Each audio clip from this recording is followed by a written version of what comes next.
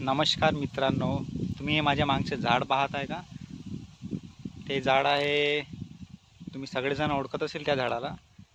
ते झाड आहे परसाचं झाड आहे, परसाचं. त्याला आता बघा फुलं लागली आहे त्या झाडाला. मित्रांनो, हे फुलं मार्च महिन्यातच लागतात. मार्च महिन्यात लागल्यावर याला आपण तोडायचं. तोडलं की याचा रस काढायचा. रस काढून एका बाटलीत भरायचं आणि भरल्यावर गडी साखर सोबत याला घ्यायचं उन्हाळ्यात वगैरे. त्याच्याने याला ऊन वगैरे नाही लागेल, उन्हाळी ऊन नाही लागेल आणि खूप गुणकारी झाड आहे.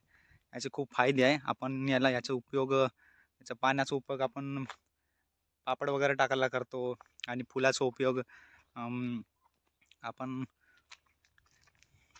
ऊन लागतात त्यांना, त्याच्यासाठी खूप चांगला. आता मार्च महिना लागलेला आहे. आता याचा रस काढायचा. रस काढून एका बाटलीत भरून त्याचा गडी साखर टाकून उन्हाळ्यात घ्यायचं, प्यायचं ज्यूसवानी. खूप फायदे देणार आहे झाड. ऊन वगैरे नाही लागेल आणि उन्हाळी नाही लागेल कोणाला.